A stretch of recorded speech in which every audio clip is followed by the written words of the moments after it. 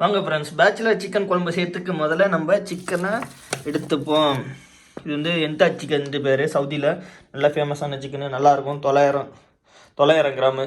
ஒரு கிலோவுக்கு அது 100 இது கம்மி பொழுக்க தான். அதேமாரி ஒரு தக்காளி எடுத்துக்கிட்டோம். கரெக்டாக ஒரு தக்காளி தான் ஃபுல்லாக போடுவேன். இந்த பச்சை மிளகா வந்து நம்ம ஊரில் கிடைக்கிற மாதிரி பச்சை மிளகா இல்லை, இது சின்ன பச்சை மிளகா இல்லை, கொஞ்சம் பெருசாக இருக்கும். இது கொஞ்சம் உரப்பு இருக்காது. எனக்கு உரப்பு இல்லாமல் தான் கொஞ்சம் செய்யறதுக்கு கொஞ்சம் பிடிக்கும். அதனால் 2 பச்சை மிளகா எடுத்தாச்சு. வாங்க, சவுதியை பொறுத்த வரைக்கும் பல்லாரி வெங்காயம் கொஞ்சம் பெருசாக தான் இருக்கும். இந்த பிறகு நம்ம ஒரு வெங்காயம் எடுத்தாச்சு. ஒரு வெங்காயம் போடலாம், 1.5 வெங்காயம் சின்ன வெங்காயம் கட் பண்ணி கூட போட்டுக்கலாம். நமக்கு வந்து ஒரு வெங்காயம் போதும். நம்ம ஒரு வெங்காயம் கட் பண்ணி எடுத்து போவாங்க. அதேமாரி கருவேப்பிலை பாக்கெட்டு, இது வந்து நம்ம ஊரில் சும்மாவே கிடைக்கும். அவங்க வீட்டில் வளர்த்துருப்பாங்க. அது இல்லாமல் காட்டு பகுதியிலலாம் நிறையா கிடைக்கும். ஆனால் இந்த ஊரில் இந்த பாக்கெட்டு 2 ரியாலு, நம்ம ஊர் காசுக்கு 45 ரூபா சம்திங் போல் வரும். இது ஒரு பாக்கெட்டு. வாங்க, அடுத்து கருவேப்பிலை. எனக்கு சிக்கன் குழம்பு போட்டால் எனக்கு ரொம்ப பிடிக்கும். அந்த வாசனைலாம் நல்லாயிருக்கும். சில பேர் போட மாட்டாங்க, எனக்கு ரொம்ப பிடிக்கும். அதனால் கருவேப்பிலை போடுவோம். இது பேச்சுலர் சமையலே தான், ஆனால் யாரும் தப்பாக நினச்சிக்காதீங்க. நம்ம ஒரு வழியாக வெங்காயம், தக்காளி, பச்சை மிளகா, கருவேப்பிலை இதெல்லாம் வெட்டி வச்சுருக்கேன், ரெடியாக வச்சுருக்கேன். இது வந்து உங்களுக்கு எந்த சைஸுக்கு தகுந்த மாதிரி நீங்கள் வெட்டிக்கலாம். நான் கொஞ்சம் பொடிசாக வெட்டியிருக்கேன், அதனால தான் கொஞ்சம் இதாகும்ட்டு, உதக்கிறதுக்கு கொஞ்சம் நைஸாக இருக்குன்ட்டு இது 3 வெட்டி வச்சுருக்கேன். வாங்க, அடுத்து சிக்கனை நம்ம கட் பண்ணுவோம். சவுதி அரேபியாவுக்கு யாராச்சும் புதுசாக வர மாதிரி இருந்தீங்கன்னாலும் சரி, இல்லை திருப்பி வர மாதிரி இருந்தாலும் சரி, ஊர்லேருந்து இந்தமாரி இஞ்சி பூண்டு பேஸ்ட்லாம் அரைச்சி எடுத்து வந்துட்டுங்க. இது ரொம்ப நமக்கு வந்து உதவும். அதுமாரி நானும் ஊர்லேருந்து அரைச்சி எடுத்துகிட்டு வந்துட்டேன். இதில் கொஞ்சம் தான் இருக்கும், இன்னும் ஒரு மாதம் ஓடும், அவ்வளோதான். இதுக்கு வந்து மெயினாக கறி குழம்புக்கு வந்து நமக்கு சிக்கன் குழம்புக்கு இது இஞ்சி பூண்டு பேஸ்ட்டு ரொம்ப தேவை. நல்லாயிருக்கும் போட்டு சாப்பிட்றதுக்கு. வாங்க, நம்ம ஒரு வழியாக சிக்கன் எல்லாம் கட் பண்ணி எடுத்தாச்சு. இதை பாருங்க, எவ்வளோ நைஸாக கட் பண்ணியிருக்கேன். மீடியமும் கட் பண்ணியிருக்கேன், கொஞ்சம் இதாக தான் இருக்கேன். உங்களுக்கு தகுந்த மாதிரி நீங்கள் கட் பண்ணிங்க. அதில் கொஞ்சோண்டு மஞ்சத்தூள் கொட்டிக்கிறாங்க, ஏன்னா கொஞ்சம் கழுவுறதுக்கு கொஞ்சம் நல்லாயிருக்கும். மஞ்சத்தூள் போட்டு கழுவுனீங்கன்னா கொஞ்சம் ஸ்மெல்லாக இருக்காது, கொஞ்சம் நல்லாயிருக்கும். நான் எப்போதும் போட்டு இப்படி தான் கழுவுவேன். இது ஊர்லேருந்து எடுத்து வந்த அச்சு மசாலா. கழுவிட்டு அடுத்து நம்ம வந்து வெங்காயம், தக்காளி, பச்சை மிளகாலாம் கொஞ்சம் வதக்குவோம். இதில் வந்து ஒரு பட்டை, அந்த இலை, அந்த ஒரு ஏலக்காய், இதில் வந்து ஒரு கிராம்பு போட்டு சேர்த்தா கொஞ்சம் நல்லாயிருக்கும் டேஸ்ட்டு. இதை அப்படி சேர்த்துப்போம். அடுத்து வந்து நம்ம பச்சை மிளகா இதில் போடுவோம். அது காஞ்ச மிளகா தான் இல்லை, வீட்டிலேருந்து மறந்துட்டாங்க அனுப்பிச்சி விட்றதுக்கு, நானும் மறந்துட்டேன். அதில் அடுத்து இப்போ பச்சை மிளகா போடுவாங்க. பச்சை மிளகா போட்டாச்சு, கொஞ்சம் நல்லா இதாகணுன்னு அடுத்து வெங்காயம் போடணும். அதில் இதெல்லாம் போட்டு நல்லா சேர்த்து நல்லா வதக்கிங்க. நல்லா பொன்னிறம் வர மாரி நல்லா வதக்கிங்க. இதுதான் நல்லா போட்டு வதக்கிங்க. இதில் கொஞ்சம் உப்பு சேர்க்கலாம், ஏன்னா கொஞ்சம் சீக்கிரம் என்ன சொல்லுவாங்க, கொஞ்சம் சீக்கிரம் வதங்கிட்டு உப்பு வேணால் சேர்த்திங்கன்னா, நானும் கொஞ்சம் சேர்த்துப்பேன்.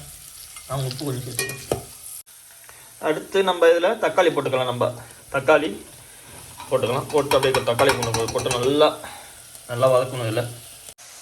இதில் நம்ம கொஞ்சோண்டு இஞ்சி பூண்டு பேஸ்ட்டை போட்டுக்கலாம். தேவைக்கு தகுந்த மாரி போட்டுங்க.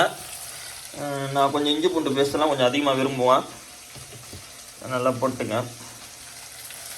நான் போட்டாச்சு. அடுத்து நம்ம மசாலாலாம் போடணும்.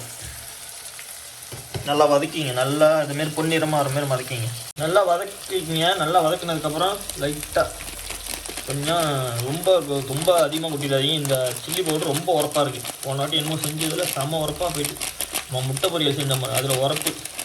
அதனால் கொஞ்சம் லைட்டாக கொட்டிங்க.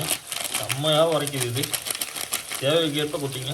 ரொம்ப கொட்டிட்டிங்கன்னா உரப்பு தாங்க முடியாது, அப்புறம் நான் பொறுப்பு இல்லை. ஓகேவா? ஓகே, கொட்டியாச்சு.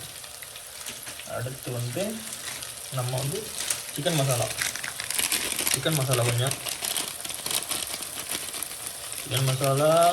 கொஞ்சம் இதாக கொட்டிங்க. கொஞ்சம் கொட்டிங்க. அடுத்து வந்து கொஞ்சம் மஞ்சள் தூள் போட்டுங்க.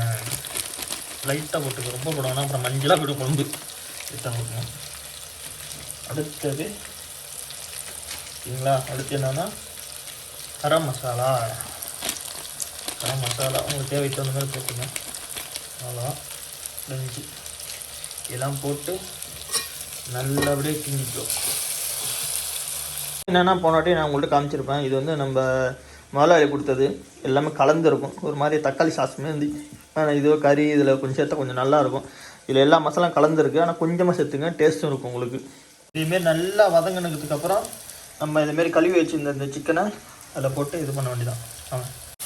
இந்தமாரி சிக்கனை போட்டு நல்லா அதில் மசாலா ஏறுற வரைக்கும் நல்லா கிண்டி விடுங்க. மசாலா ஃபுல்லாக ஏறினதுக்கப்புறம் அதுக்கப்புறம் கொஞ்சம் தண்ணி ஊற்றி கொதிக்க வைங்க.